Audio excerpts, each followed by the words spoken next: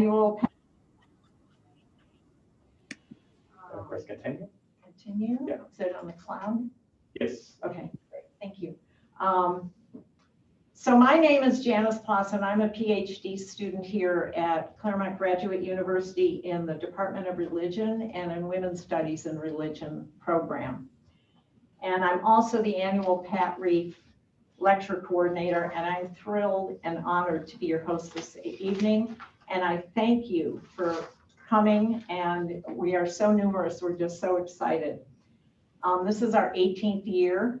We can't believe how time flies. And so we're going to begin, actually we're beginning. So just now, some housekeeping rules. As you know, we're keeping everybody mute for background noise and any interruptions.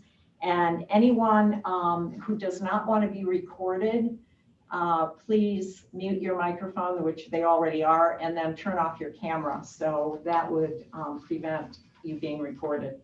So before we listen to our speaker, we have a couple of people from our committee who will provide us context for the lecture and how it came about. The lecture will start roughly about 7:30, and it will be in two parts. There will be a brief Q&A in between both parts. If you have a question for our speaker, please type it in the chat box, and we'll get to as many questions as we possibly can. I would now like to turn this over to our Dean of the School of Arts and Humanities, Dr. Lori-Ann Farrell. Lori-Ann? Thank you. Well, on behalf of the School of Arts and Humanities at CGU in this virtual setting, I am very pleased to offer this virtual welcome. This is the 18th meeting of like minds who gathered to honor Pat Reif. We at CGU consider this series a sacred trust. And as always, we are grateful to the committee for entrusting it to us. I also want to thank Janice, and I want to thank the CGU Office of Instructional Technology, whom we've needed so much in the last few days to make this possible, to make it so that we can all gather. Thank you, thank you, thank you. I've been asked to introduce tonight's speaker after my welcome, so please let me turn to that now. I cannot imagine a more fitting speaker for these times than tonight's speaker, although we should not be surprised at such an apt choice. Speaking to the issues of the times was apparently a Pat Reif specialty. So the Reverend Susan Brooks Thistlethwaite, she's the professor and president emerita at the Chicago Divinity School. She is an ordained minister of the United Church of Christ, and she's the author of many important books, but tonight I actually want to lift up her work in what she calls public theology. Susan actually writes for the Washington Post. She speaks on media. She is actually on Twitter, something that many of us don't dare to do. She is actually a presence on social media, the Huff Post. I'm so impressed. This variety of media reminds us a lot of things, how much we need theology in the public sphere, even though I was always told that religion and politics should be banned from the dinner party table. Well, let me suggest that these times sure ain't no dinner party. And I think we might all agree it's time to pull up our chair, our plates and our forks, our glasses, and talk. So friends and colleagues, please join me and the School of Arts and Humanities at Claremont Graduate University, the Department of Religion, the program in Women's and Gender Studies in Religion. Please join us all in welcoming Susan Thistlethwaite, our speaker for tonight. Thank you. Thank you, Dr. Farrell, for your warm and insightful opening. I now want to introduce one of our Pat Reif committee members who will help us organize this lecture with us year after year, Reverend Ann Heyman, an ordained minister in the Presbyterian Church and former head of the Mary Magdalene Project. She was a former student of Pat's. Briefly, she will provide us a little historical context. Ann? Oh, thank you, Janice. All right, well, Pat Reif was indeed a scholar, an educator, and above all else, probably an activist. She taught philosophy and chaired the graduate department in religious studies at Immaculate Heart College, among many other posts. Pat was active in many social justice issues, including domestic abuse, poverty, immigration, welfare rights, and the anti-nuclear movement, to list just a few. Now, so in her spare time, in 1984, she founded the Masters of Arts program in feminist spirituality at Immaculate Heart College Center. And that is where I had the pleasure of meeting Pat Reif. Actually, she saved my life. At the time I met Pat, I was up to my neck in a ministry with prostituted women and deeply in need of a spiritual approach that embraced the trauma that each and every one of these women had encountered by their exposure to a patriarchal culture and a culture that did not value their lives.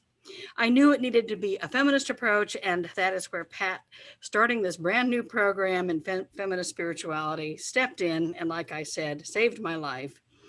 Now, the annual Pat Reif Memorial Lectureship was created in 2002 in honor of Pat.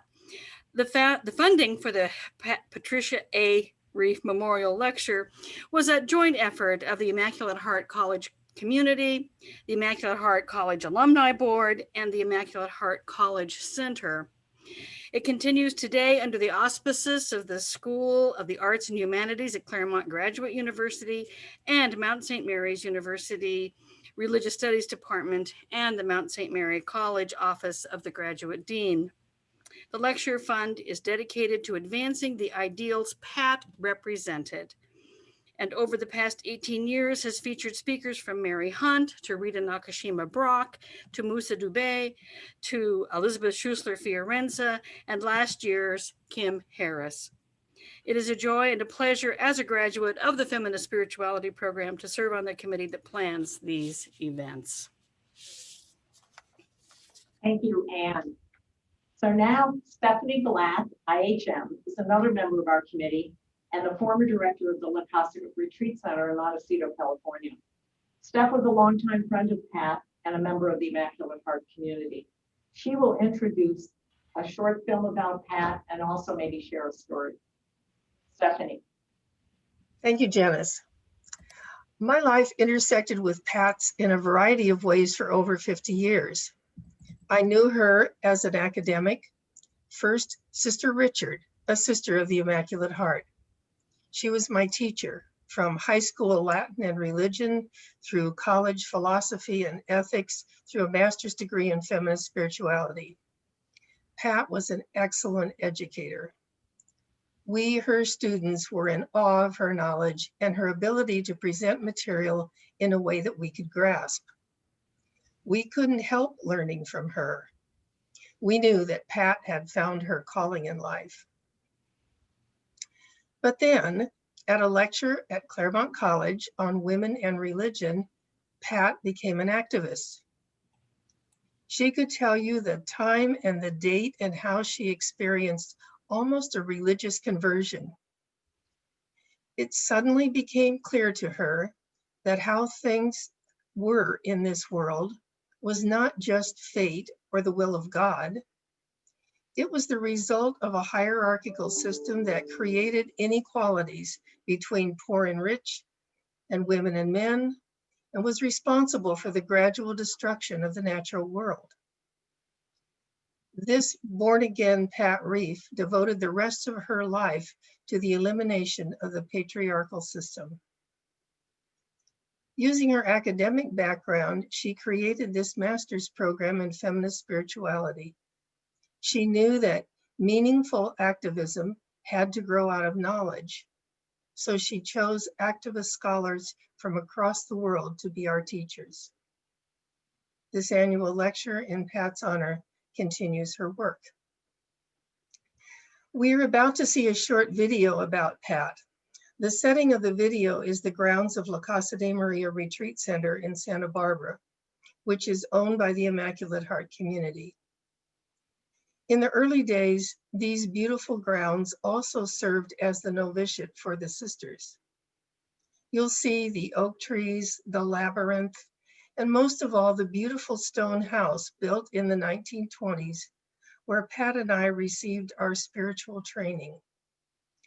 This was and is a sacred place, and I'm delighted to be able to share it with you as you become acquainted with Pat Reif. Thank you. Thank you, Stephanie.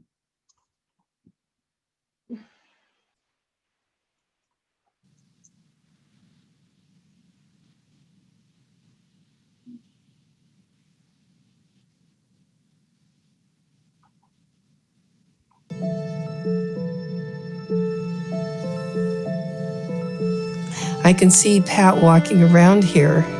There's many oak trees here. Some of them have been here for hundreds of years. And they're strong and they survive almost anything. And I think of Pat, and her strength. I think of her love for the environment, her wanting to have the whole universe healthy. And I think it's a great symbol for Pat, because I think of her big heart and her holding everybody, holding the universe, holding all people, holding animals. And this house has held everybody. My friend Pat Reif was a nun, as I was. She went to St. Louis University, and she also did some work at Oxford. And that's because she was also going to be teaching at Immaculate Heart College. Here at home, a group of nuns decided recently that they would break with the Vatican altogether, but would continue much of the work they had been doing. ABC's Dick Shoemaker has a report from Los Angeles. The 500 Sisters own and operate a Catholic girls' college near Hollywood and Vine. In 1967, the sisters started a minor rebellion. They decided it was time to discard the traditional black habit.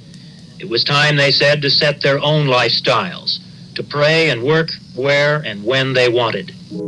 There were 600 sisters at the peak of the order, no longer connected as a canonical institute to Rome.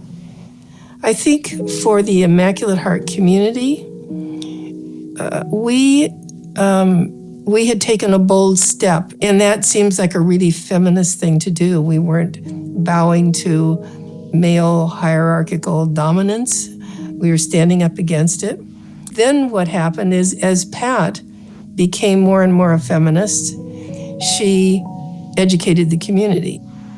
Pat created the feminist spirituality program at a time when this scholarship was just budding. It was just beginning. She had wide contact with theologians and philosophers, so she was able to staff the program with eminent scholars throughout those years. It was phenomenal, absolutely phenomenal. She set it up on the weekends. She brought in feminist theologians who could address those particular topics. So it didn't matter whether it was economics or immigration or mental illness or addictions or violence against women. She wasn't afraid of any of that stuff. Her early understanding of the importance of religion as part of feminist studies in general, what's now sometimes called gender studies, but she really understood that religion couldn't be left out of that, and that to leave it out was to leave out a real factor, kind of an engine, if you will, for discrimination and for oppression that could in fact be turned around, as the great theologian Dan McGuire says, with its renewable moral energy. I was arrested with her. We were part of the group called U.S. out of El Salvador, and we did a resistance, civil disobedience downtown in front of the federal building. Yes, right here in Los Angeles. So there must have been about 60 or 70, maybe 80 of us. And when you go to jail like that, you're all put in the same room. And so you really get to know people, waiting to see what's going to happen. Pat says, as we're walking outside after that little jury trial, she said, "So, how do you feel about being guilty?" And so people are saying, "Well, I don't feel guilty," and blah, blah, blah. And she engaged us in a little conversation about that. And she said, "Well, there's alternative language for that, don't you?" And I was like, "What do you mean?" And she said, "Some people would call it being faithful. I do." When she suddenly got ill, she was also in Claremont and was even closer, and there was more chance to speak with her. And it went really fast. And so when she died, all of us had this powerful feeling that her presence needed to continue. The IHM women that I coordinate this lecture series with have been wonderful to know. And just knowing more about Pat Reif, the more I know about her, the more I am just enamored of who she was as a person, as an activist, because she took chances and she took risks. How do we honor Pat Reif's legacy? So the way for us to do that, again, is to think hard on what was important to her, to bring forward issues in social activism, social justice, to think about issues around women's spirituality, about sometimes resistance to women's movements, women's activism, women's spirituality even, and to see how these issues are still active and live. So this is very much what we try to do as a program. And the lecture itself is a way to kind of to bring that moment into focus. Back in January, there was a huge mud and debris slide.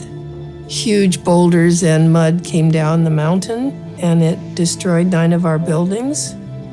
And it surrounded this house with mud, but it didn't come into the house. It had a spiritual strength. Somebody said to the mud and the boulders, "You can go somewhere else, but don't come here." And they didn't. And I feel like that's kind of the kind of strength Pat had. You know, somebody could do something somewhere else, but not where she was.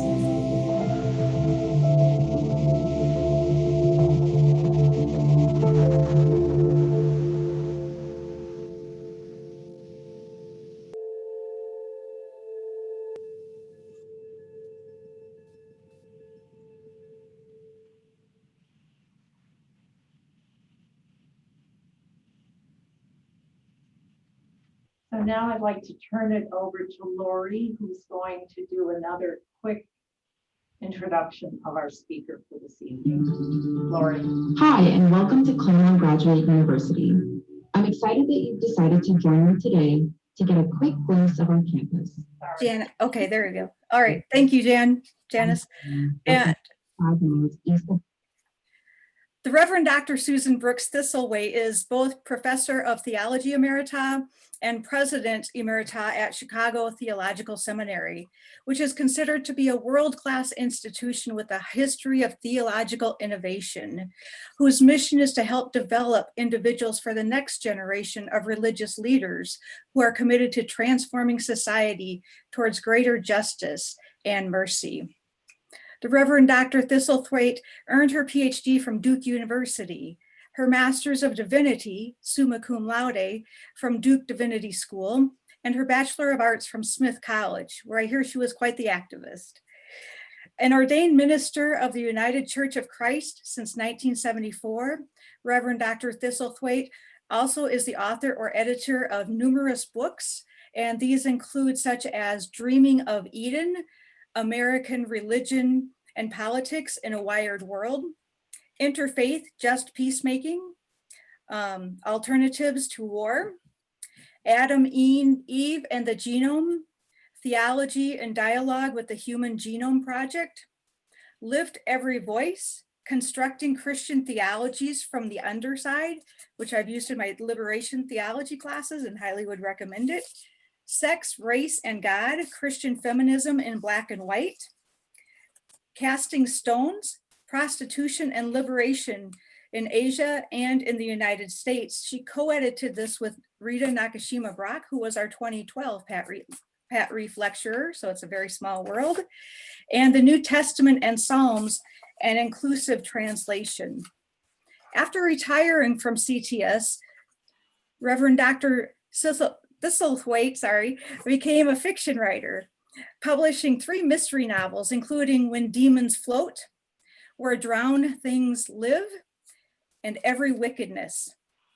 She explains that these books are her own, quote, theology as performance art, end quote, as a way to show feminist theology in action rather than just talking about it. Currently, she researches and writes in the area of public theology, which passionately investigates and expresses how deeper meaning is made and contested in the public sphere. And we all know this very well. She writes a weekly column for the Washington Post's On Faith online section, for the Chicago Tribune, and for the Huffington Post, in addition to being a local writer for her local paper, The Vale Daily in Colorado. In my current ethics class at Mount St. Mary's University, which is represented tonight by about 50 students, we also have some of our faculty from the Mount who are here. We have 2 Sisters of St. Joseph that are here tonight, faculty members from the Mount, and we're just glad to have everybody in one cozy little space like this. So in my ethics classes, we have been surveying some of the prophets from the Hebrew Bible, or also known as the Old Testament, who Walter Brueggemann says, or defines as those who attempt to evoke a consciousness and perception alternative to that of the dominant culture around us. And so I want to welcome the Reverend Dr. Susan Brooks Thistlethwaite, who will describe the information apocalypse that is here, and then she'll explain how we can fight back. Welcome. Thank you. I'm very honored, who would not be, to give a lecture in honor of Pat. I would like to say that the Washington Post, the Chicago Tribune, the Huffington Post, those are all sequential. Otherwise, you're going to think I do nothing but write for the paper all day long. Okay. And I just feel that the lectures, and I recorded them for your convenience so you can watch them again, could not be more timely, more than I expected. But who would have expected? What sane person would have expected this fire hose of lies? And it is hard to keep your balance when this is coming at you at 90 miles an hour. And I think some of the discussion we should go on with, I make some suggestions how you do this, but how do we keep our balance? And how do we continue to resist with this toxicity? Well, thank you very much, Lori. Wonderful introduction. I appreciate it.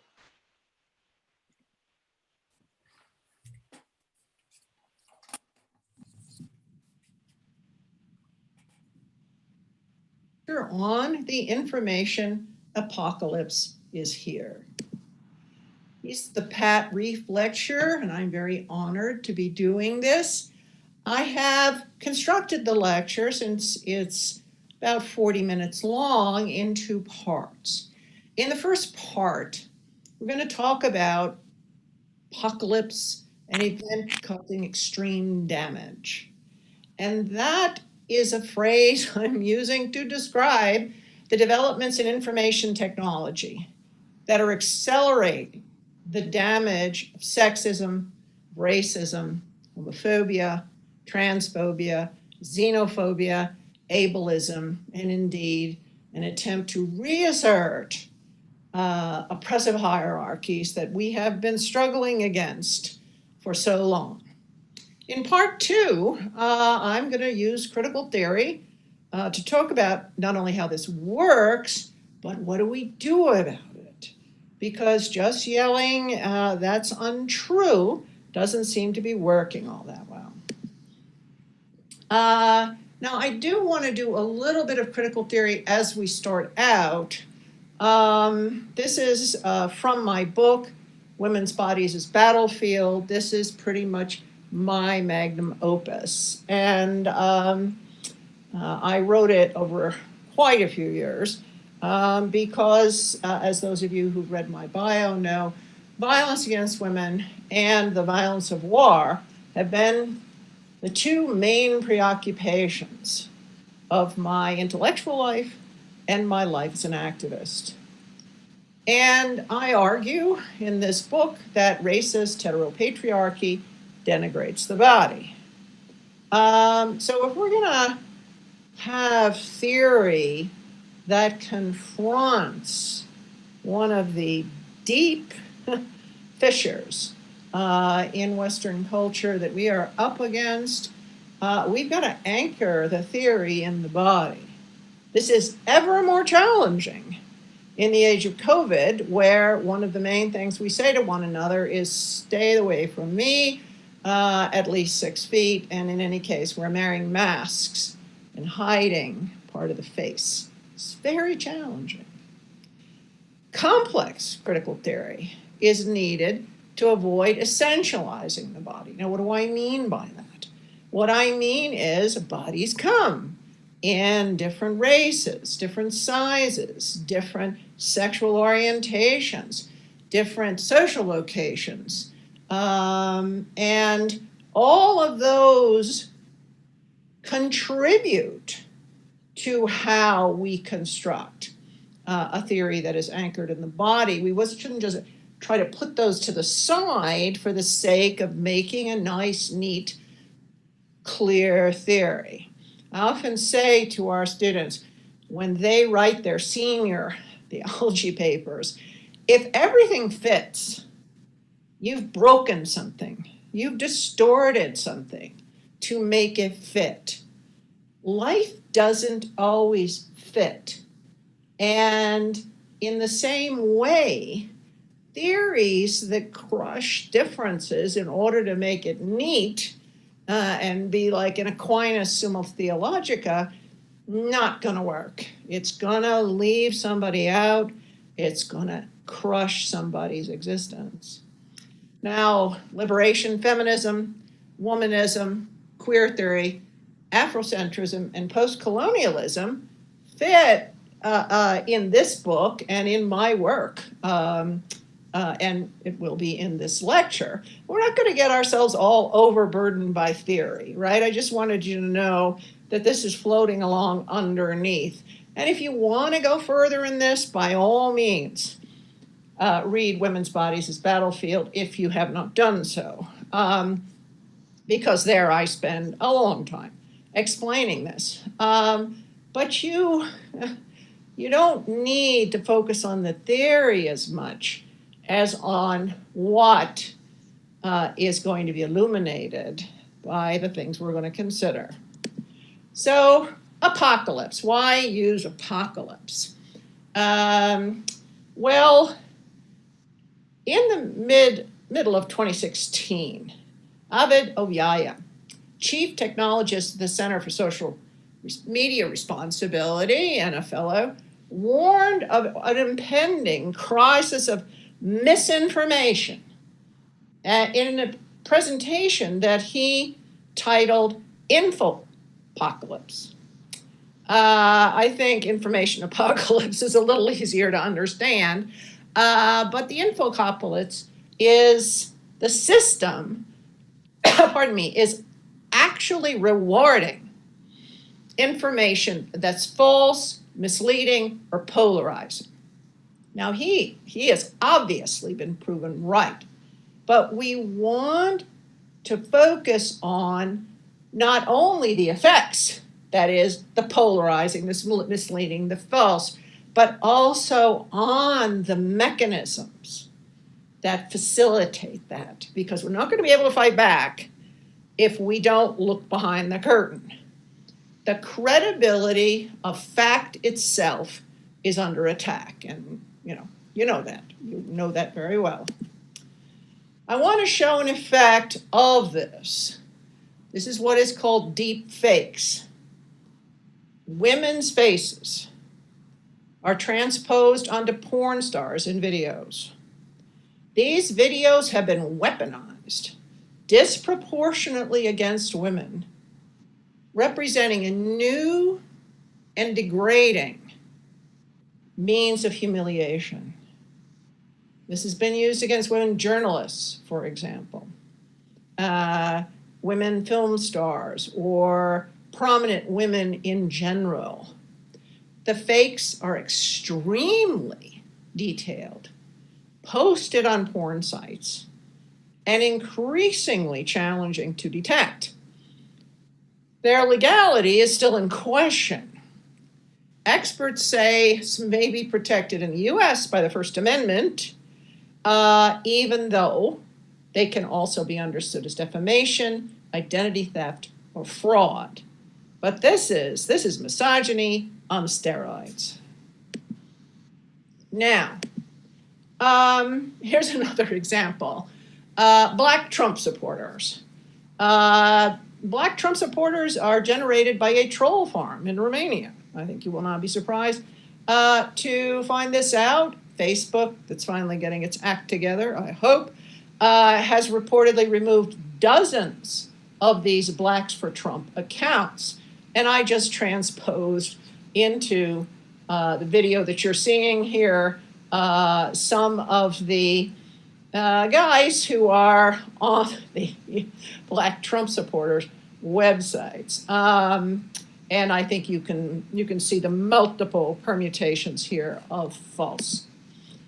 The Portland Bible burning story was a Russian disinformation. I mean, we're subject to this in an increasing, accelerating fire hose of disinformation.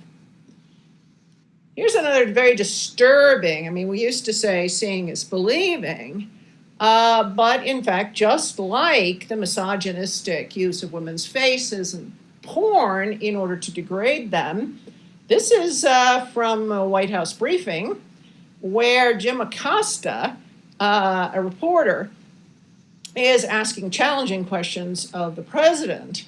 And this young woman who's an aide is trying to get him to stop speaking.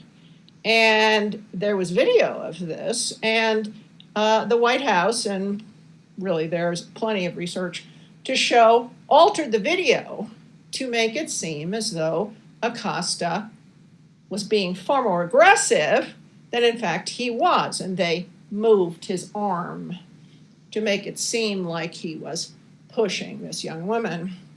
And Sarah Sanders distributed it. So these deep fake creators. Now here's it, one takeaway from this lecture, okay? One takeaway. They're right about the misogyny in our culture, right? Much of this faking to promote polarization, in the case of misogyny, wouldn't work if we are not already deeply misogynistic. Huffington Post, for whom I used to write, put up this Me Too, see beyond the hashtag, and I've written for the Washington Post, Huffington Post, the Chicago Tribune. I currently write for our local paper, and I wrote about Me Too, see beyond the hashtag. That racism, Islamophobia, homophobia, all structure violence against women. So there is a Me Too movement, but you cannot essentialize everybody into one form of misogyny. It takes the context and it uses the context. If I'm a lesbian, I'm going to experience misogyny in a particular way, and it will be different if I'm an African-American woman who is heterosexual and so forth and so on. So this went viral, which is 100,000 hits, very rapidly because it was picked up by one of the web crawlers. And, you know, this is a pivotal moment as we're doing this lecture, okay? There is a wealth of truth underneath the fake that makes it work. Russian bots are right about us when it comes to racism. White supremacists at Charlottesville and elsewhere are an aspect of the undealt with racism of this society. Thus, creating fake news, racist stories to divide us works because it is deeply rooted in the truth of this society that it is a racist society. White self-deception in a liberal form will say, well, this is not who we are. Yes, we are. Yes, we are. Otherwise, this would not work. Fake news is contributed substantially to the decline of public trust. And this is a Brookings analysis of that. Fake news headlines fool Americans 75% of the time. Now, when we get to the part of the lecture where I'm going to say what to do about it, critical consciousness about the fact that media is designed to polarize us and to bring about greater and greater hatred among various groups, we'll have to bring this back.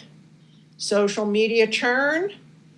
People want news that confirms their particular bias. It's called confirmation news. Rejection of news I don't like.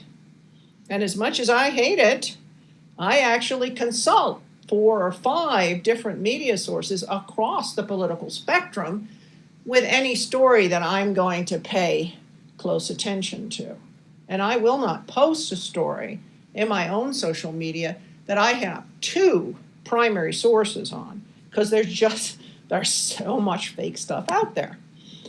Now, Orwell, Orwell's 1984 has basically come true.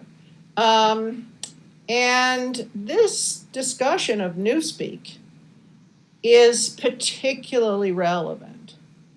Don't you see that the whole aim of newspeak is to narrow the range of thought? In the end, we shall make thought crime, which is thinking things against the state, literally impossible, because there will be no words in which to express it. Twitter was made for this moment. Made for this moment. It's language reductionism. And doublethink is also a very useful concept that came out of 1984. The power of holding 2 contradictory beliefs in one's mind simultaneously and accepting both of them. I'm a really good Christian. I support someone who is a serial adulterer. How's that work? How does that work? That's doublethink. Now, here's Orwell 2.0. And I'm sure if you have been awake and aware in the last few years, you're familiar with these. The size of the inauguration crowd for Trump. Sean Spicer, many, many press secretaries ago, was the largest audience ever to witness an inauguration. And, there's photos of President Obama's inauguration crowd and Donald Trump's. So Kellyanne Conway is asked about the discrepancy between these 2 things. And you're saying it is a falsehood. She pushes back. Sean Spicer, our press secretary, gave alternative facts. And this is the one big takeaway from, I think, the career of this woman. She gave the world alternative facts. Todd responded, alternative facts aren't facts, they're falsehoods. So Conway tries to pivot, as they do, and asked again about the discrepancy. It's a ridiculous discrepancy to the photos. And she says, no particular shame about this. Your job is not to call things ridiculous. Press secretary and a president, it's not your job. Of course, it is exactly the job of a journalist. Can you answer the question? I'll answer it this way. Think about what you just said to your viewers. That's why we feel compelled to go out and clear the air and put alternative facts out there. Alternative facts are doublethink. Orwell 2.0. Increasingly, technology is used by the authoritarian state. And as you know, that's what 1984 is, an arrival of a completely fascist state. Facial recognition, if you can transpose faces onto porn videos, you can also do facial recognition. and follow anyone anywhere. Even before masks were necessary for prevention of transmission of COVID-19, Antifa and other resistors against fascism wore masks so they could get out from under facial recognition. It's beginning to look a little too much like 1984, said Brad Smith, the president of Microsoft, on facial recognition. Authoritarian state is a threat. The Handmaid's Tales. Why are women dressing in the costumes from Margaret Atwood's dystopian novel, Christian fundamentalist theocratic regime that rose as a response to a fertility crisis? And attacks on reproductive choice are a cornerstone of theopolitics, that is the combination of religion and politics. It is women's bodies that are the political battlefield. They are. Things are fought about the control of women's bodies, and I'm sure I'm not telling you anything you don't know. Now, here are the facts is not working. Now, lying. I think they would say lying is bad, but lying and language go hand in hand. Human development includes not only the ability to lie to others, but to lie to ourselves. And technology has facilitated this in every era. The agricultural revolution, the industrial revolution, and now today, the technological revolution with its internet productivity, digital manipulation, and fake news. So I wrote a book called Dreaming of Eden, and another book you can consult if you want. The Garden of Eden is, it's a story about why are things so messed up. There's a rupture in the history of humanity. Hunter-gatherer cultures is regarded as an innocent past, and settled agriculture produces story. But it's a story of, remember how great it was when we just had to go out hunting and not till this stupid ground? Whose fault is that? Those miserable women who invented agriculture.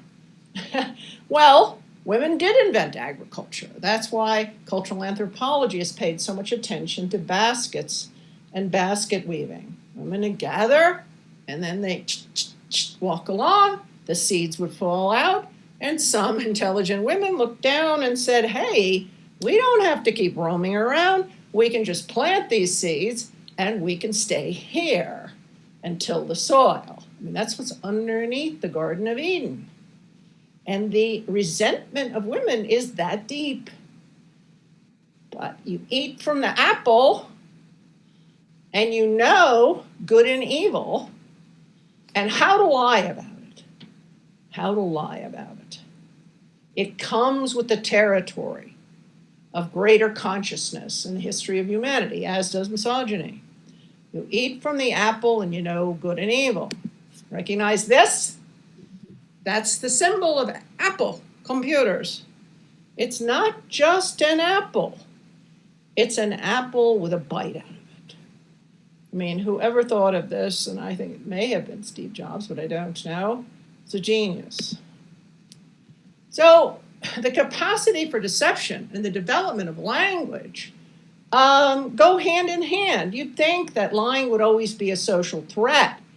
I mean, if you're hunting and there's bison over here, and one guy says to the others, oh, the bison are over in the other direction, and then goes get a bison for himself, he's going to be socially ostracized. However, lying does facilitate smooth social relationships. Does this shirt make me look fat? Of course you're going to say, no, it looks fine to it. Lying also, in a deeper sense, requires the capacity to imagine a different world. Art, fiction, theater, song all come from our capacity to imagine something that isn't factually true. So I'm going to argue there are better resources for taking down fake news than cries of fact. I don't think the problem is that Orwell is fiction these days. I think fiction, art, can help us deal with the information apocalypse. We have to imagine other ways forward. Lies work because they are based in deep truths.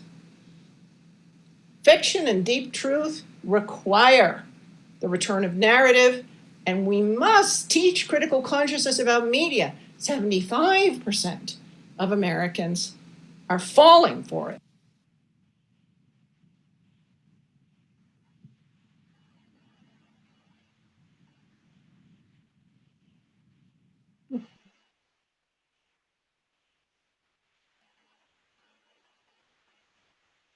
Hi.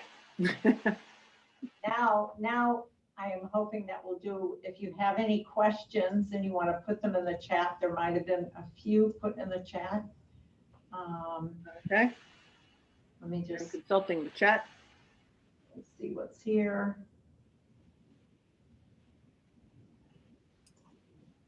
Dennis, do you also want to let people raise their hand, or would you rather they just do it from the chat? I'd rather that we do it from the chat, except Sure. I'm going to close this. There we go. I can see the Okay. chat a little better now. Okay, let me see. I don't think we've had any questions regarding the lecture up to this point. Okay, other than trying to make it full screen, which I apologize. There's a lively discussion of that, yeah.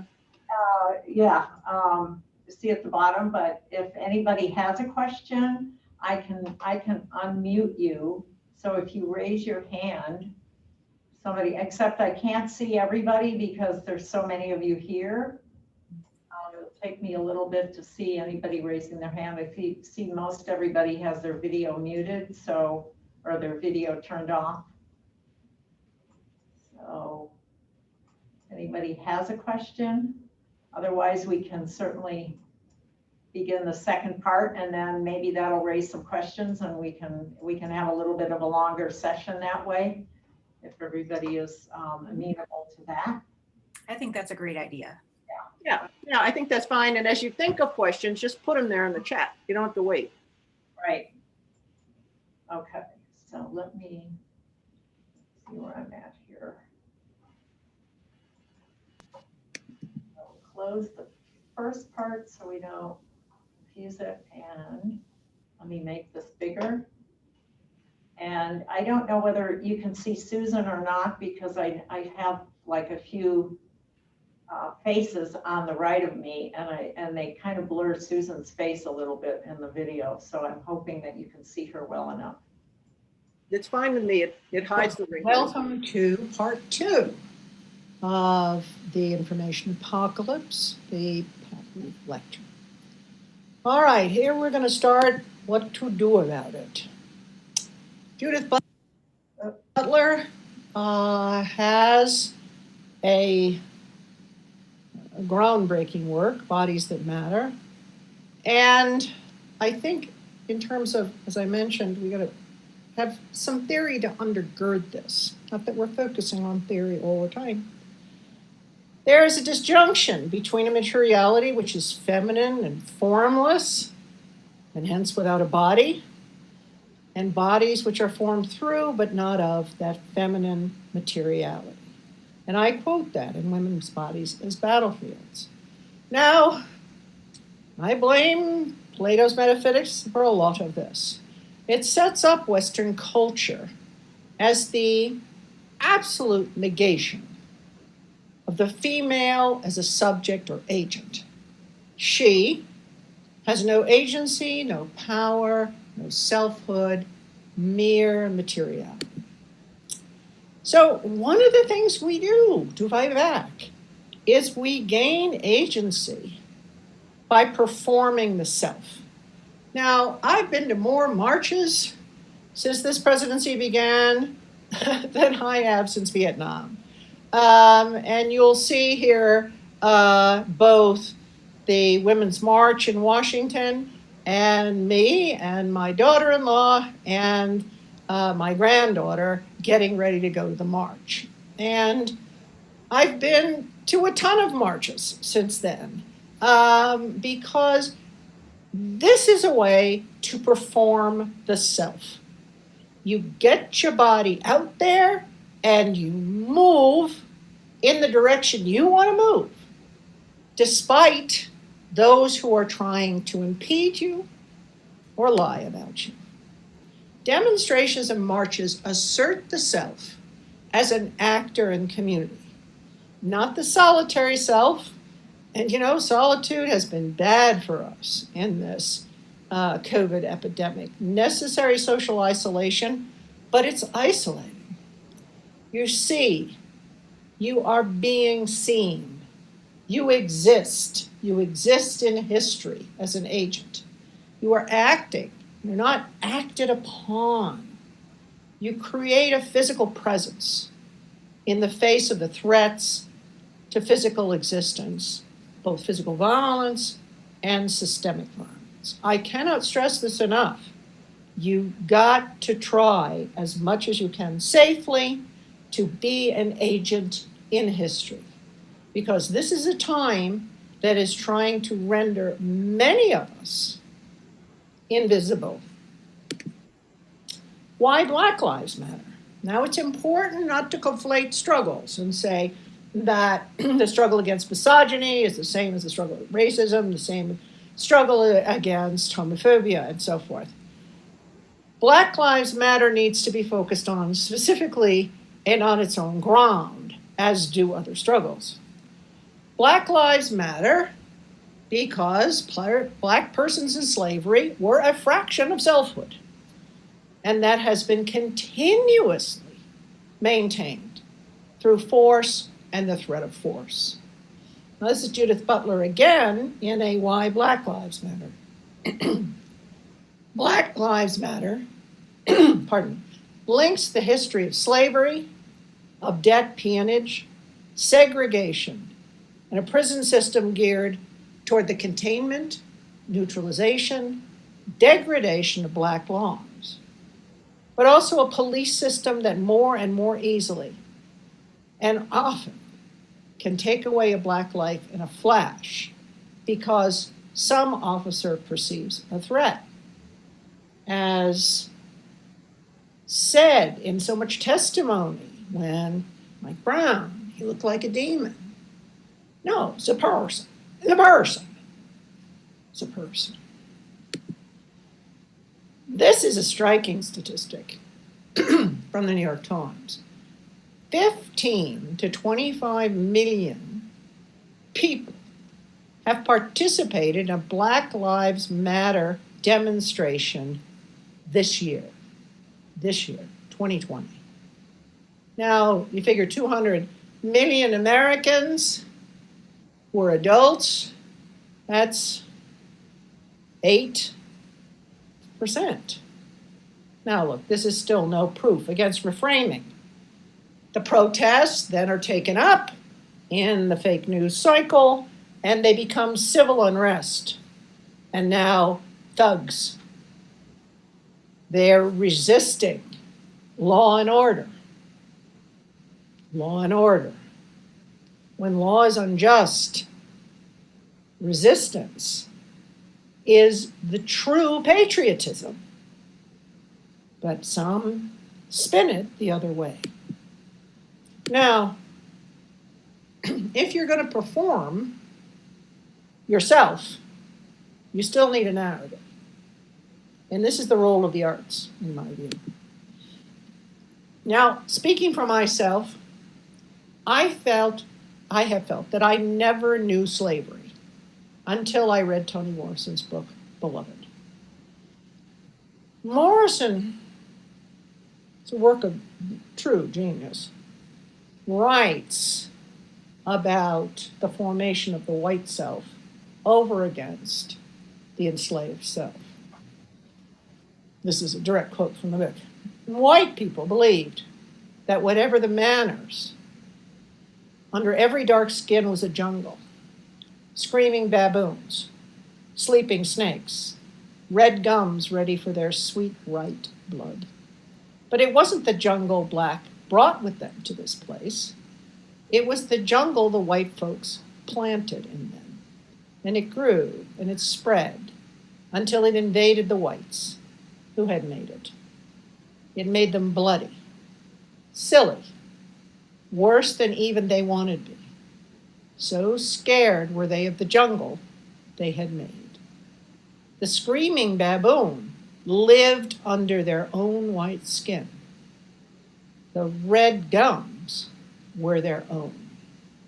This is how art, literature, fiction help us see why these fake narratives about race are fake.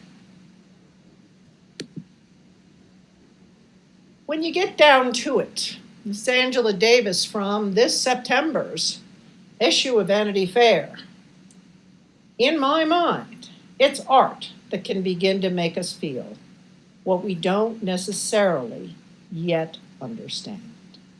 Art has that capacity. And remember, this information apocalypse is trying to mess with what we understand.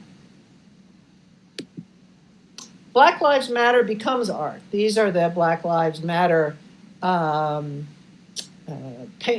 drawings that on the streets, like the White House is now at 1400 Black Lives Matter Plaza. But people have begun to make art within the spaces created by the letters. Becomes art. Lots and lots of art. Now, I want to talk about queering. Queering is another good way to think about how you step outside. The effort to frame you, to frame the moment in these falsifying ways. In this book, Queering Religion, Religious Queers, wonderful, multi-religious, multi-authored, starts with pride marches. Again, I am physically in this space, being an actor as a queer person, not someone who was acted upon. Queering is turning heteronormativity on its head, right? That's to queer something, is to reverse it, turn it upside down, to get outside the normative structures that structure police gender and sexual practices. Somebody has to create the boundaries, right? This is you can be this, but you can't be that. And when you march, when you realize yourself, you say, the heck you say.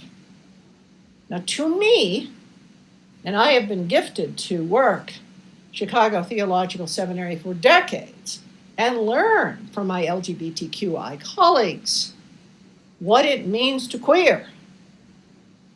And to me, queering is a work of the imagination.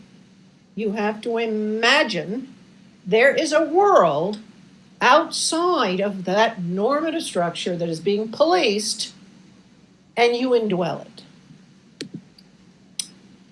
Now, narrative has basically been crushed in the age of social media, right? How many words make up a tweet? It's impoverished.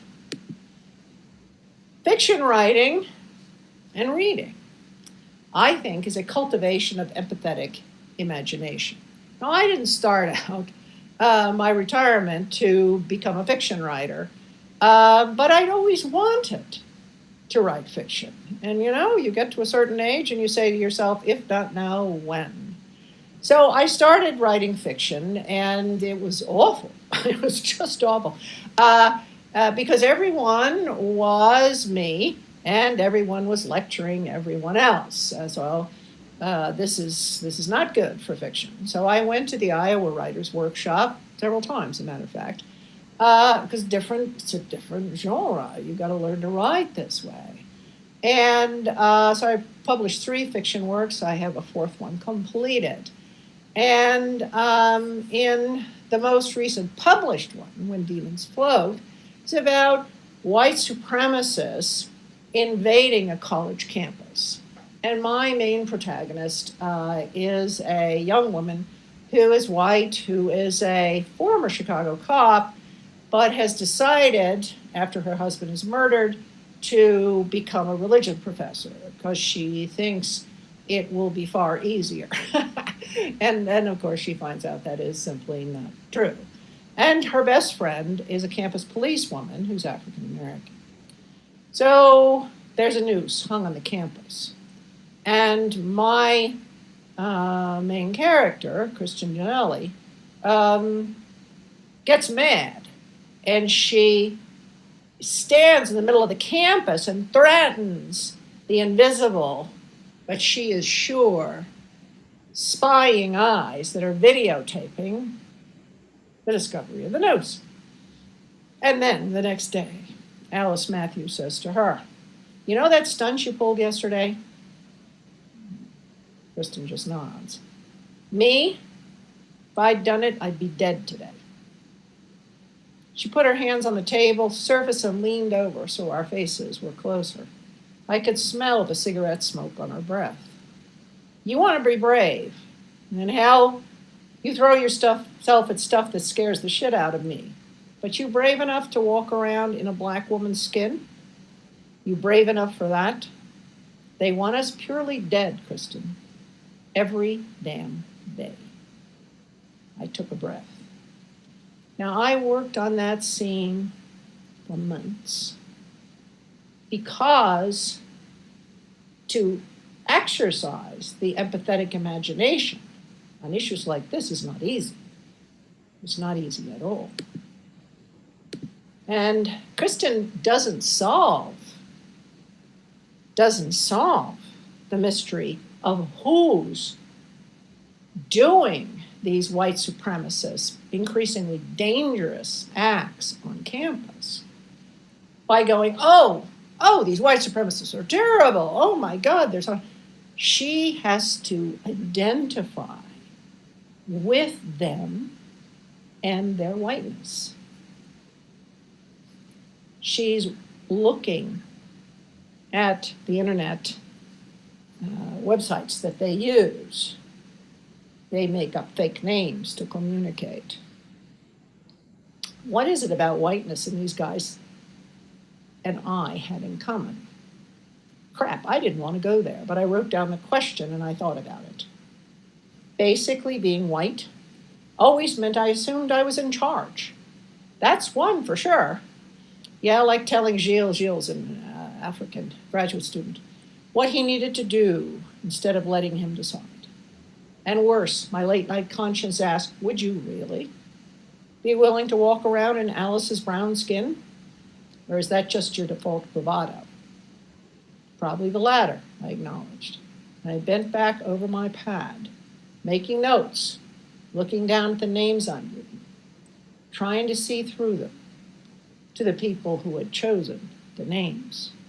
So you don't understand whiteness, to me, as a white person, by, say, ain't it awful? You have to have enough empathetic imagination to get inside. What is it about whiteness that makes it so stinking lethal? To Kill a Mockingbird is often held up as a great classic of racial justice. But this is the fiction of the good white person. In Washington Post, but the anniversary of the publication To Kill a Mockingbird, Atticus was an unwilling participant in the racial fight. He went up for this. He accepted the assignment not only to attempt to prevent a miscarriage of justice, to maintain the racial order in Macomb. He was not a civil rights crusader. He attempted to save the life of one black person because he understood the implications for his town if he did not. When he lost, Macomb's racial order was eventually restored. Racial order in this country, like the structures of misogyny that I've just been talking about, are so deeply entrenched, you don't get rid of them unless you act a different selfhood in community. You know, there's so much powerlessness going around. The context we are in right now is one of alienation and estrangement. Internet, in any case, helps facilitate alienation and estrangement. People are more connected than ever. And what do they report? The highest levels of loneliness. They feel an enforced passivity, and that becomes aggression. When you try to offer a different worldview, I write for the public, and I want to tell you the amount of attacks that I have been subject to have risen exponentially in this time. It's actually speeding up this summer, and it's speeded up in the beginning of the shutdown for COVID.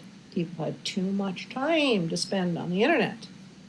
But you've got open carry in classrooms. I know feminist teachers who have had people carrying guns sit in the front row to intimidate them in states that permit that. Streets, public meetings, online aggression. I advocate so much for what Paulo Freire called conscientization, right? Critical consciousness. You don't know Freire's work, right? He's an educator in America, and he was teaching literacy. And so Freire would go into a town, and he felt people learned to read better if they could actually see their environment. So Freire would have a white flip chart, and he'd say, "What's that over there?" And people say, "Well, that's the storehouse." And they'd go inside, and he'd say, "Well, what's that over there?" Small bags, a pile of grain, and they'd say, "Well, that's the bags of grain." And Freire'd ask, "Why is there another pile that's much bigger, also with grain?" And people said, "Well, the small pile is what we keep, and the big pile is for the owner." And Freire, who taught them to read the word inequality. And they didn't just read, they saw their world. And of course, they threw them out of Latin America.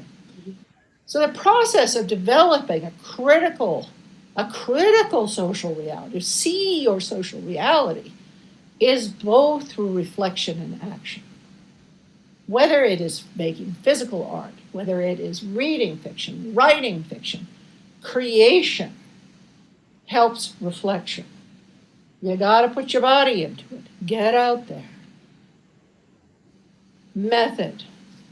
Freire's method of teaching people to read by actually seeing their world. So few people, in my experience, actually see their world. But as we said before, seeing is not believing. When something is presented to you in video format, assume there are contradictions. Look for the contradictions. Nothing helps you learn to do that better than the really good fiction that I am. And I am not putting myself in the same category as any of these classical writers that I've mentioned. But you read fiction, you write fiction. And what I have said, every student I have taught for the last 20 years, write for your local paper.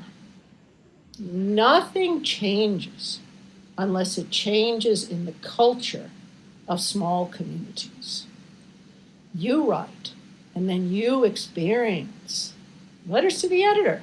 Go ahead and do that. Believe me, this makes a difference. But you can't do it if you don't free yourself from the thrall of the suppression that the fake news of our time provides, even if it's merely that you get depressed because you've got this barrage of terrible news coming at you. You have to create space for you to be creative, for you to be creative in community, for there to be an us. Now, it's not truth versus falsehood. It's self-consciousness or self-deception. Don't think, and I think I have confirmation bias. I like to read the news that confirms my worldview. It's an effort for me to try to find stories about the same thing that come from a totally different perspective.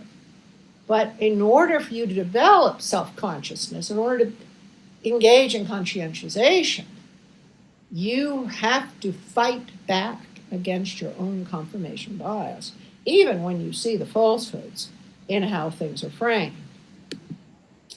So, we're going to have some questions. Here's a few. You may take them or not. You're a Russian bot. Pick a recent news story you've read that, were you a Russian bot churning out polarizing news stories, you would promote to divide us. Make a headline for a fake news story you would think would divide us. What fake news story did you at first believe? The work of critical consciousness in the era of information apocalypse is enormous. But remember, the way we fight back is to know that it trades on some of the deep truths that have structured the society the way it is.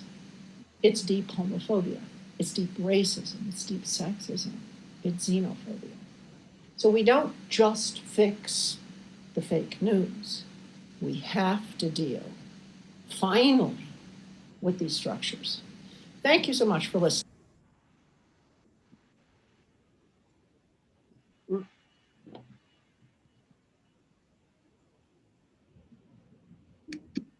Okay, so do we have any questions? Maybe we could start with, let's see. My question is, do you think it is possible, if Vice President Biden is elected into office, that he might be able to redirect how technology is being used as a medium for false facts, as well as how it is being used as a divisive tool as well? No, I don't. Presidents aren't magicians, right? I think that there will be less of a fire hose of lies. And, I would just personally like to wake up one day and not have to see the ego of the toxic masculinity on display. So I think, it'll get quieter, which is helpful because the noise makes it tough to think. But this is here to stay, okay? And there will be those, despite whoever is at, Black Lives Matter Plaza in Washington, D.C., people are going to increasingly manipulate this. So I think it is the way of critical consciousness to begin to spread. I mean, just trying to get at that 75% of Americans believe fake news, including young people. I mean, young people who've grown up, with the internet, fall for this stuff like crazy. And there are many studies of this. How do we develop critical consciousness about media and about the extent of the falsifications? But, remember that what I am saying is, it doesn't, the racism doesn't work unless we also realize we are a racist society. You can't, have this work for homophobia if homophobia is non-existent, right? And people do fight back in the most creative ways. I mean, look at the way in which gay men have taken over the hashtag Proud Boys. Okay, I don't know if you know this, but the Proud Boys, the white supremacists that the president both knows and doesn't know, and they're a horrific group in terms of inclined to use violence against Black Lives Matter demonstrators. In any case, a whole bunch, you just go on Twitter, it's free, sign up, twitter.com, and put in the # Proud Boys, and you will see hundreds and hundreds of gay men kissing each other, hugging each other. They took it over. They took over the meme, and they made it about love rather than about hate. Now that's as grassroots, nonviolent resistance as I have seen in a very long time. But you've got to be that creative to try to wiggle around this stuff because just, Chuck Todd was doing his best there with, you're lying, you're telling falsehoods, and it doesn't work. The whole concept of truth is under attack. It's under attack. And we got to get at that. And I'm doing my very best to try to think of ways that we can get at that. Oh, by the way, I shared this video lecture with my friend who said, you left out music, Susan. And I am the least musical person in the world, okay? But she was right, that music is a tremendous source of creativity, making music, and using music within resistance movements, terribly powerful. It's just that I have no talent for this whatsoever, but I should have brought that up, and she was right. Okay, so here's maybe an easy one, and then I'll go to a harder one. Which books would you recommend for a study on racism? Besides yours. Yeah. When I was a young professor at CTS, I was lecturing on Valerie Saving. It's a very early feminist. She wrote an article called Sin for Women. And so I'm happily lecturing away on women and, what she said about Reinhold Niebuhr not understanding what sin was for women. African-American woman stood up in the back of the class and said, "You don't mean me, white girl." And I thought, I don't. I really don't. And I spent the next 6 years reading the writings of African-American women, exclusively, basically what I read. And not only contemporary, but 19th century, 20th century. And then I wrote Sex, Race, and God, which is a critique of the racism in the white women's movement, but also how the differences in the experience of Black and white women matter. So there's not one book that I would read. If you haven't read Beloved, right? If you have not read Toni Morrison, read all of Toni Morrison, read all of Baldwin. But I don't think there's anything better to understand racism than Beloved, as you can tell from the short passage that I quoted, because it is so tremendously imaginative. There are current things like, so you want to talk about race, which is, it's okay. It replicates conversations that people have about racism. But are you going to get a deep insight into what structures white races? Why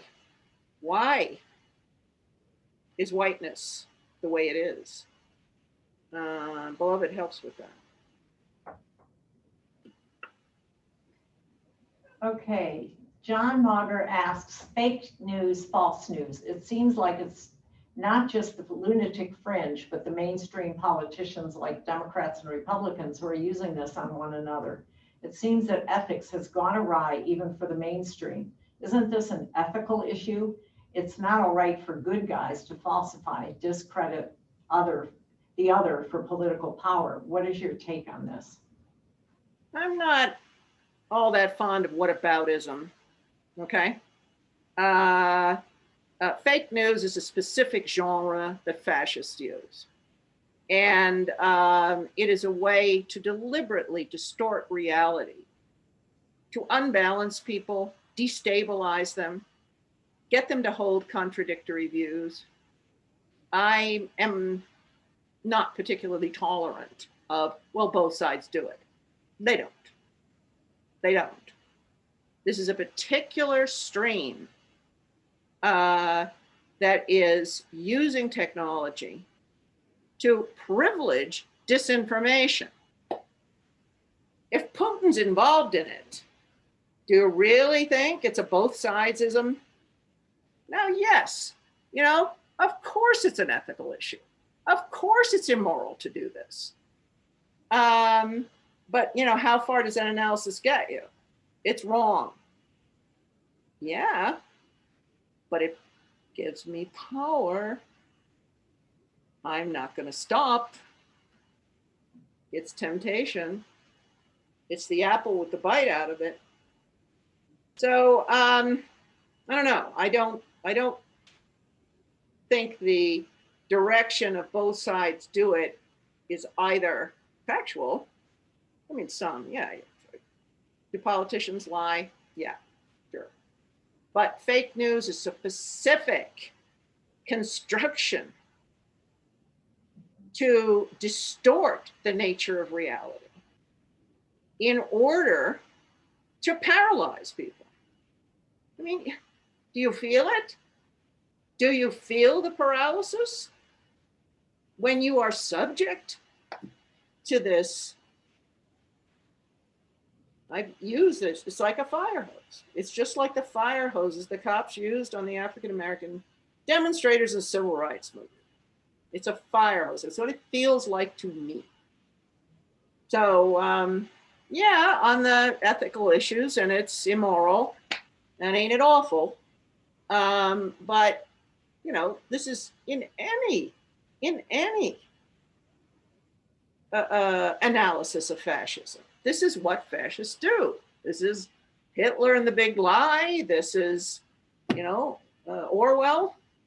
Orwell was more right than we knew about what it means to live with fascism. And we're this close. Swear to God. I swear to God. Okay, Jean Boutillier asks, whoops, I'm losing my stream here because somebody else sent us something. I'm sorry. I can't hear you. No, I'm looking, I lost the stream because somebody else put in another chat thing, so I have to read that after. Oh, okay. Would you speak of using irony and satire and mocking to confront lying disinformation and when that does not work? Yeah. It's an interesting question. I have been inclined to say irony is dead.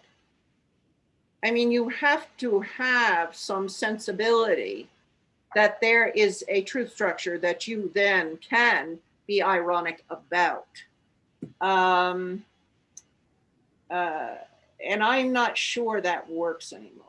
There's an interesting question down here about social media versus print journalism, which is related.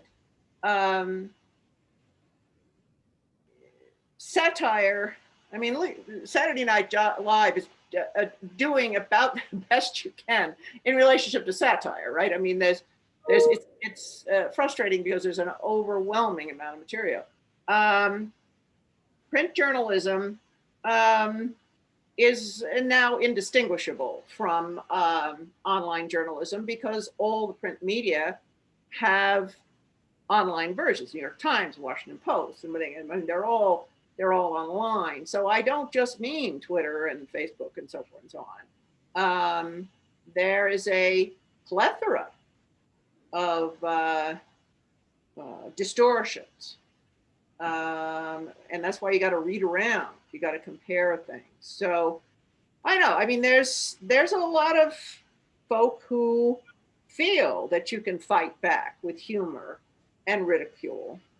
I listened to an interview of, the music group, I feel compelled now to mention music, the music group Pussy Riot. And they wrote protest songs against Putin. And they were thrown in jail for it in Russia. And they were eventually let out. They left Russia. And I actually listened to some interviews with them, and I used part of what they said in a book chapter I wrote. And the lead singer said, "We used to make fun of Putin too, until we didn't." So I'm not sure anymore. I mean, you've also got, if you can't find the funny, right? If you can't find the funny, you can't get some psychological relief from it. So, okay, that's fine. I mean, there is so much to be ridiculed that, it's right, exactly. How do you ever stop? But is it effective? If there are people who have lost the capacity to be shamed, does that in any way change what's going on? I don't think so. But, I do laugh at these cartoons. I do laugh at the jokes. Well, I mean, I'm not a person who's all that fond of profanity. I think profanity lacks respect for language. That, is that the only word the word that begins with F? Surely you can do better than that. But, to me, I mean, you can have a different opinion than I do. But I think the jokes help relieve our feelings. But what changes things? Okay, can you speak, Isabel Serrano asks, can you speak more about women's bodies being the political battleground, please? Yes, I have two words to say to that. Supreme Court, right? Supreme Court. Exactly. There's, this is the women's reproductive rights have been a political wedge issue for the right since Roe v. Wade. And it is these are people who say, you can't take away my right to do what I want with my body, so I won't wear a mask. But you know something? If I get pregnant, whatever I do about the pregnancy, you're not going to catch it from me. It's a false analogy. But the control of women's bodies, I mean, I brought up the Nazis, why not? That was a big deal for the Nazis, women reproducing. They wanted more people for the state. The Spartans did too. I mean, it's just ubiquitous throughout human history. Who gets to do what with women's bodies is a giant driver of human history. And, particular bodies, which bodies?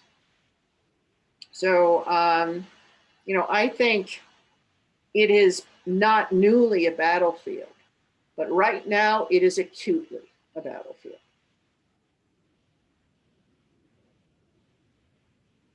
Okay, Nancy Negrosh asks, to imagine a different world, is that a way for women to reclaim their true role versus their traditionally defined false role in Eden?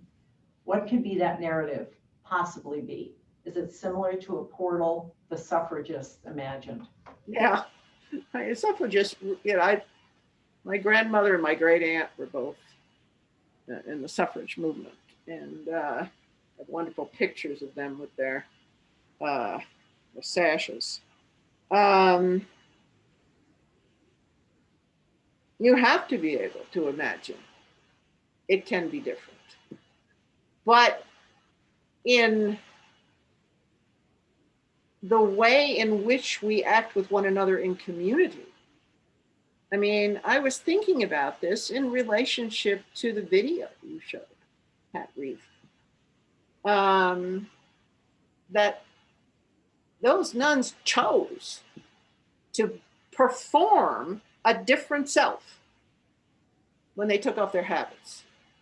They chose performance, which then led them to live out a different vision of their faith, which in turn, a little bit of incarceration goes a long way to convince you that your community is resilient.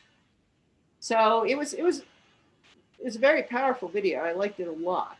And I think that the work of our imaginations is a shared thing. It's a shared thing that we can help each other live into. We don't have to live this way. We really don't. We don't have to live this way.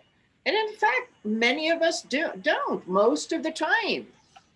But there are forces pushing against decency, justice, mercy, community, and we have to resist that. But that's not where we are all the time. So I hope that helps in terms of, I see the question here, because women have a lot of roles, right? A lot of roles. And they ought to be able to be affirmed and affirm themselves in the kind of self they wish to be. It's been interesting to me to have granddaughters. I had 3 sons. Now I've got these 2 granddaughters. They're both 4. They're born a month apart. And the princess thing is making me stark raving mad.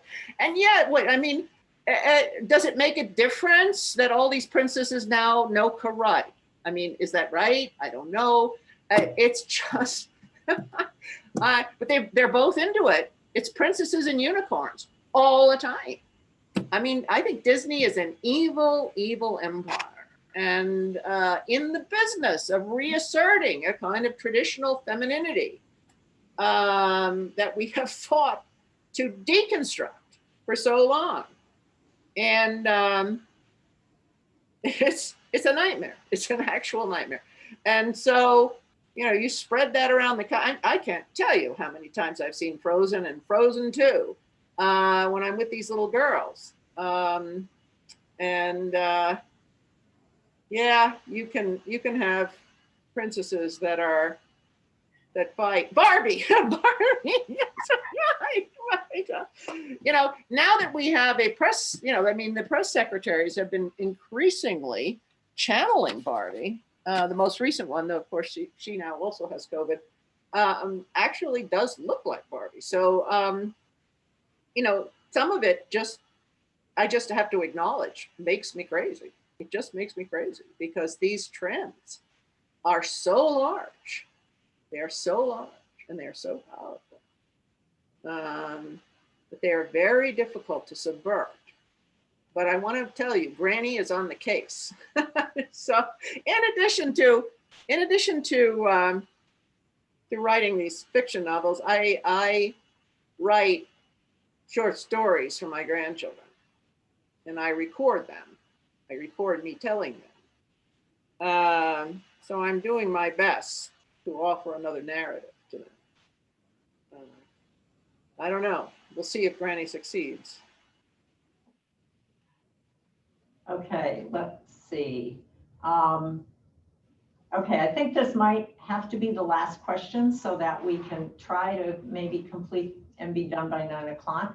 So what can we do to get the law changed so that sources classified as news have a requirement to present facts or both sides of an issue, so that Fox or other sources are identified as entertainment? No, that's a very interesting question. You know, all of this changed when communications law changed, that news outlets were not required to present several sides of an issue, and it became the 24-hour news cycle and their opinion and so forth and so on. I think it would be good to reinstate those laws, but you're going to have a supermajority in Congress, and the amount of money in what is person is rightly calling this entertainment industry is enormous. You know, that's related to campaign finance reform, because people need this money to get reelected, right? So it's a good idea. It is a very heavy lift, I think, but terrific idea. All right, well, what I'd like to do is I just want to thank our amazing speaker, Susan Thistlethwaite, for being with us this evening and answering some really poignant questions. Thank you. For being with us as well. And I just want to say that the 2 videos will be available. We just have to work out the logistics of that, but then also the recording for this will be available again once we figure out where we're gonna house this, and we have to figure that question out, which won't take us very long. So the recording will be available, and we have all your emails. So you know, if anybody wants it, we can certainly email links to everybody on our list. Might take us a while to get it into the system, but we can certainly do that. Is it possible to get a copy of your PowerPoint at all? Sure. Yeah, they're, you know, sitting on my computer here. Absolutely. Janice, I just email you now. Okay, great. Now, hold on. Okay. I will try to do that. Maybe I could compress them, because the files are both quite large. So we'll see what we can do. Okay, great. Yeah, otherwise we could maybe put it on Google Drive and I could share it that way. But that works. Yeah, that could work. Sure. Great. Okay, so I just want to thank you. You've given us an amazing amount of stuff to think about and also to act on. So we're just really, really happy. And I just want to really, okay, the list is long, but I want to say thank yous to everyone and to our participants and to those at CGU behind the scenes who helped put this event together, because we couldn't do it alone, particularly Deja Darrington and Sunny Chow. And it could not have happened without them, and especially the total Pat Reif committee, Ann Heyman, Dr. Lori Wright-Gary of Mount St. Mary's University, Dr. Ruqaiya Khan from CGU, Stephanie Glatt, Christine Rayner, Vivian Engel, of course, the legacy of Pat Reif, the entire Immaculate Heart community, and the School of the Arts and Humanities Department of Religion at Claremont Graduate University, Dean Lorianne Farrell, Dr. Nicola Denzi Lewis, Mount St. Mary's University, the Women's Perspective at Pilgrim Place, and finally, the Center for Sexuality, Gender, and Religion. They all support us in providing this lecture each and every year that to teach us about women teachers, scholars, and activists who shape our lives in and outside the Academy. And I was going to share the list of Dr. Thistlethwaite's books, but I can share that document as well with anybody who's interested. So we do have that listing. And in closing, I would like to turn to Vivian for a final tribute to Pat Reif. We wish you all a very good evening. Vivian. Thank you. Pat Reif and Michelle de Bexadon were close friends and sisters in our Immaculate Heart community. I would like to close our meeting with this tribute poem prayer Michelle wrote for Pat. Beloved sister, friend, prophet, one of our very own, 18 years ago you left us, and there has been much since then. Personal, political, global, fire and flood, war and injustice, violence and tyranny, plague and collapse. All that we hope for and all that you live for are mocked and thwarted. Right relation among all of God's people, forgiveness and mercy, truth and dignity, equality and human rights, justice and peace. We honor you and we bless you, Pat, for your most worthy life among us. And we trust that wherever we are, you too are there with us. We call upon you now among the cloud of many witnesses who have gone before us. O sister, in these times of fear and disintegration, inspirit us with your wisdom, enlighten us with your vision, strengthen us with your courage. Bless us with your strong faith, your undying hope, and your great perseverance for the journey that is set before us. Amen. Great. Thank you very much. Beautiful. For that beautiful closing. And everyone, thank you again. And that's it. And so this will be up on the record. And I say good night and goodbye. And thank you very, very much. This was amazing. We had a great amount of people. It was really cool. So thank you. Thank you all. Good night. Good night.